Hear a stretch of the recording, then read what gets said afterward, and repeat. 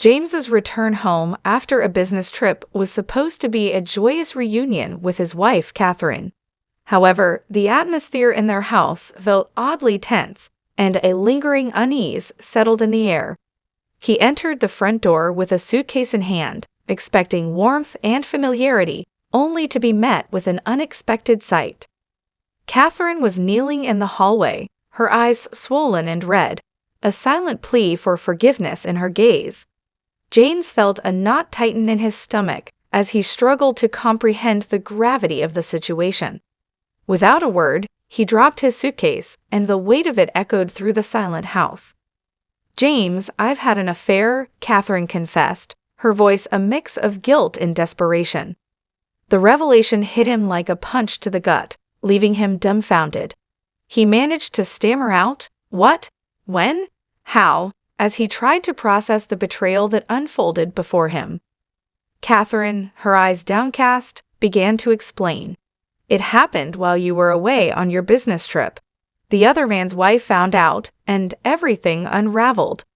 Her words hung heavily in the air, leaving an oppressive silence between them. As James struggled to find the right words, he finally asked, "Who is he? How long has this been going on?"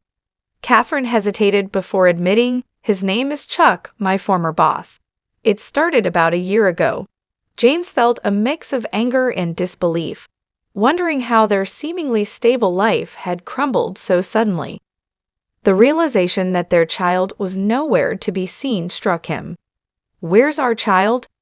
he demanded, his concern shifting from the betrayal to the potential impact on their family. Catherine's voice wavered as she replied, "She's at my parents' house. I couldn't bear for her to witness this."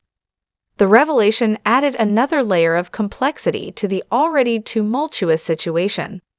The home that once symbolized love and security had become a battleground of shattered trust and broken promises. The dialogue between husband and wife became a strained exchange of questions and vague answers. "Why, Catherine? How could you do this?" James asked, his voice a mixture of anger and disbelief. Catherine, choking back tears, whispered, "I don't know, James. I don't know." The admission hung heavily in the air, leaving James grappling with the shattered pieces of his world and the harsh reality of the homecoming betrayal. The living room, once a haven of shared laughter and intimacy, now became the stage for a painful confrontation between James and Catherine. He motioned for her to sit on the worn-out sofa, the air thick with tension as they faced each other. "Why, Catherine? Why, Chuck?" James demanded, his eyes searching hers for a glimmer of understanding. His voice wavered between hurt and anger, a storm of emotions threatening to consume him. Catherine took a deep breath before attempting to explain herself. "It's not an excuse, but it felt like I was missing something. Chuck made me feel alive, and I let it happen." Her words hung in the air, a fragile admission that did little to quell James's turmoil. "You let it happen? This is our marriage, Catherine," James exclaimed, frustration etched across his face. His hands clenched into fists, mirroring the internal struggle between restraint and the desire to lash out. Tears welled up in Catherine's eyes as she continued, "I never meant for any of this to happen, James. It was a mistake, and I'm so sorry." Her apology, sincere yet inadequate, only fueled James's sense of betrayal. "What about us, Catherine? What about our life together?" James pleaded, searching for a glimmer of the woman he thought he knew within the shattered remnants of his marriage. Catherine, her voice breaking, replied, "I don't know. I don't know if we can fix this, but I want to try. I want to make things right." The sincerity in her eyes clashed with the reality of her actions, leaving James torn between the love he once felt and the pain of the present. The living room, once witness to shared dreams and whispered confidences, now echoed with the painful echoes of a fractured marriage. The weight of the situation pressed down on them, leaving both James and Catherine struggling to find the right words to bridge the growing chasm between them. As the conversation unfolded, the living room became a battleground of emotions, with dialogues ricocheting between accusations, apologies, and desperate pleas for understanding. The confessions in the living room marked the beginning of a painful journey toward either reconciliation or the inevitable dissolution of the life they had built together. James felt a surreal mix of anxiety and determination as he arranged a meeting with Chuck and his wife, hoping to address the tangled mess of emotions and betrayals. The designated meeting spot was a neutral ground, a restaurant where the air hung heavy with the discomfort of impending confrontation. The four individuals sat at a corner table, the atmosphere charged with tension. Chuck and his wife, with strained expressions, mirrored James and Catherine, who wore faces etched with a blend of resentment and hurt. The clinking of cutlery and muted conversations around them contrasted sharply with the emotional turmoil within the small circle. Chuck's wife, her eyes cold and accusing, broke the silence. "So you're James, the husband," she stated, her voice laced with bitterness. James nodded, his gaze locked with hers, a silent acknowledgement of shared pain. Catherine, her voice shaky, attempted to address the elephant in the room. "I'm sorry for the pain I've caused you both. It was never my intention to hurt anyone." Her words, though genuine, hung in the air like a feeble apology in the face of a complex betrayal. Chuck, his eyes avoiding James's gaze, interjected, "This mess is on both of us. We need to figure out how to move forward and minimize the damage." His attempt at a pragmatic approach clashed with the raw emotions emanating from the wounded parties. The dialogue between the four unfolded in a series of awkward exchanges, with accusations and apologies weaving through the strained conversation. James, struggling to contain his anger, finally confronted Chuck. "How could you betray your wife and interfere with my marriage?" Chuck, defensive, retorted, "It's not that simple. There are always two sides to every story. Catherine and I were both in a difficult place, and things just happened." The exchange continued, each character grappling with their own demons and attempting to rationalize their actions. Chuck's wife, still seething, addressed Catherine. "Do you even realize the pain you've caused? The lies, the deception, it's unforgivable."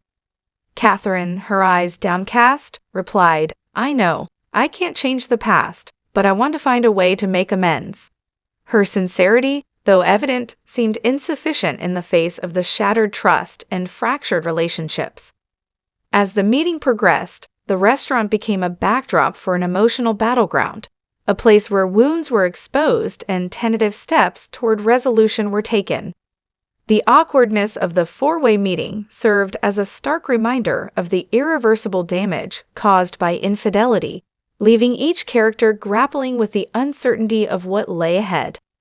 The night air was heavy with a sense of desolation as James, grappling with the devastating revelation, found himself seeking refuge in the only space that felt remotely separate from the wreckage of his marriage, the confines of his car. With a heavy heart, James sank into the driver's seat, the dashboard lights casting an eerie glow on his anguished expression. The interior of the car became a cocoon of solitude, a temporary escape from the suffocating atmosphere at home. As he reclined the seat, James's mind replayed the painful scenes from the evening. He could still hear the echoes of Catherine's confession and the strained exchanges at the awkward four-way meeting. The weight of betrayal settled in, and he knew he couldn't face another night under the same roof. The dialogue in his mind played out like a haunting refrain. "How could she do this? How could they do this to me?" The questions reverberated, seeking answers that seemed elusive in the darkness surrounding him. The car's interior light flickered as James reached for his phone, contemplating whether to call a friend or family member for solace. Instead, he found himself scrolling through messages and photos, a heartbreaking slideshow of memories that now seemed tainted by the recent revelations. His phone buzzed with a message from Catherine, her words a desperate plea for him to come back inside. James stared at the screen, torn between the familiar comfort of home and the pain that awaited him there.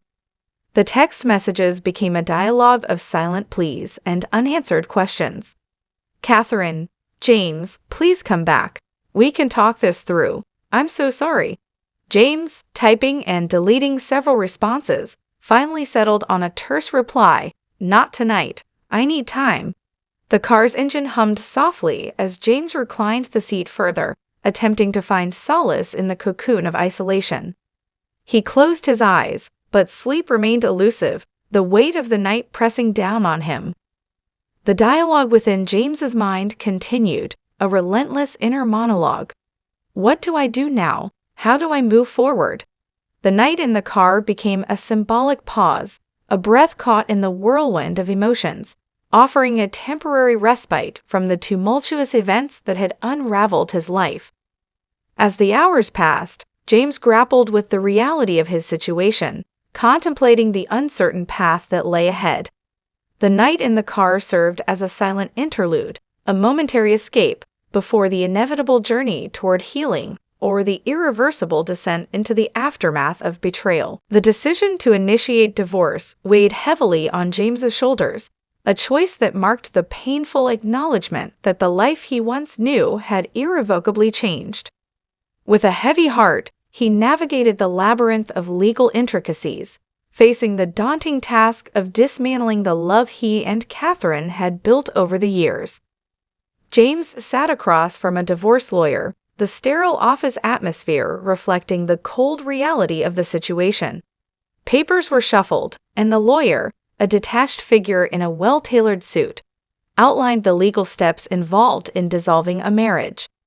The dialogue between them was clinical, devoid of the warmth that characterized the promises made on their wedding day. "Lawyer, we'll need to discuss the grounds for divorce. Do you want to cite infidelity?" James, his voice strained, replied, "Yes, infidelity. It's the reason." The lawyer continued, "Next, we'll need to address property division and potential alimony or child support. Have you thought about what you want?" James, gazing into the distance, murmured, "I just want a clean break, to move on." The dialogue with the lawyer became a dispassionate exchange of legal terms and financial considerations, each word carving deeper into the wounds of betrayal.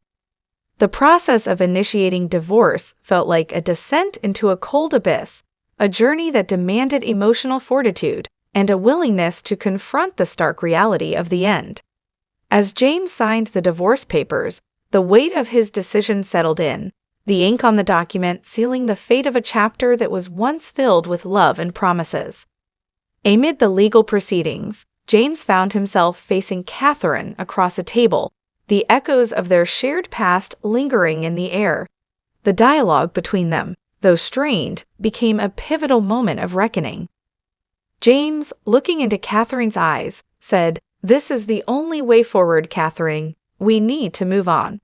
Catherine, her voice trembling, replied, "I never wanted it to come to this. I never wanted to lose you." James, his gaze unwavering, responded, "But you did. And now we both need to find a way to heal."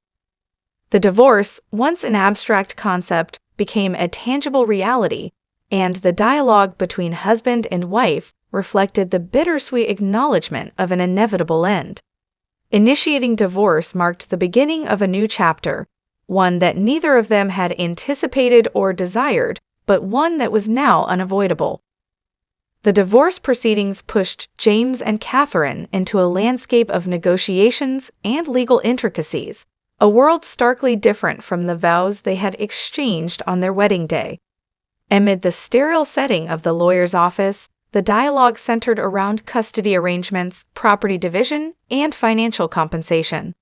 "Lawyer, we need to discuss custody. Are you both amenable to joint custody, or is one of you seeking primary custody?" James and Catherine, sitting across from each other, exchanged a glance filled with the weight of unspoken history. "James, I want what's best for our child. Joint custody seems fair." Catherine, her eyes welling up with tears, nodded in agreement. The dialogue transitioned to the division of assets and financial considerations, a practical conversation that felt like a betrayal of the emotional investment they had made in each other. "Lawyer, let's discuss the house. Are you planning to sell it, or will one of you be buying out the other's share?" James, running a hand through his hair, replied, "I can't stay there. It's filled with too many memories." Catherine, her voice barely above a whisper, added, "I'll take it. It's where our child grew up." As they navigated the complexities of the divorce settlement, the dialogue between James and Catherine became a negotiation for closure, an attempt to find resolution in the ruins of their relationship. James, unable to mask the pain in his voice, said, "I just want to move on. What will it take to make this as smooth as possible?" Catherine, her eyes brimming with regret, responded, "I don't want to drag this out either. We need to think about what's best for our child." The negotiation for closure extended beyond the lawyer's office, continuing at home and in the presence of their child. The dialogue between them evolved as they attempted to redefine their roles as co-parents and individuals separated by the consequences of their choices. James, watching their child play, remarked, "We owe it to her to make this transition as easy as possible." Catherine, a hint of sadness in her eyes, agreed, "We may not be a family anymore, but we can still be good parents." The negotiations for closure were a delicate dance, a dialogue fraught with the remnants of a broken love.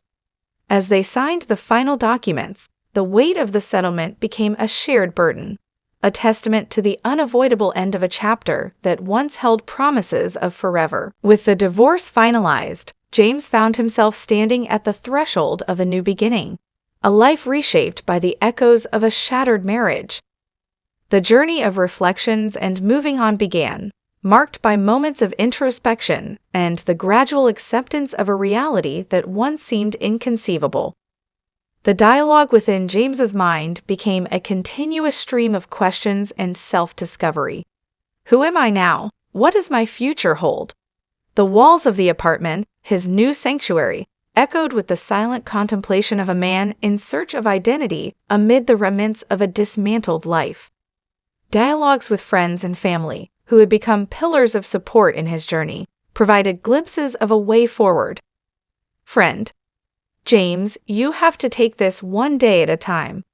Rediscover who you are outside of the marriage. James, nodding thoughtfully, responded, "It's just strange, to think of me instead of us." The process of moving on involved tangible steps, such as finding a new apartment and slowly reclaiming a sense of independence.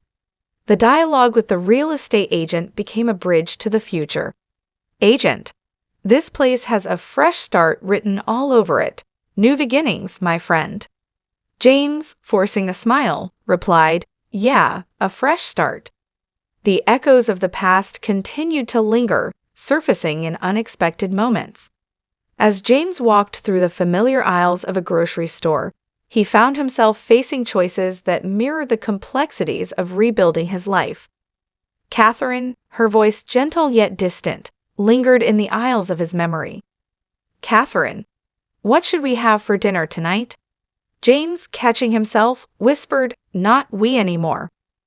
The dialogue with his own reflection in the mirror became a symbolic conversation, a confrontation with the man who had weathered the storm of betrayal.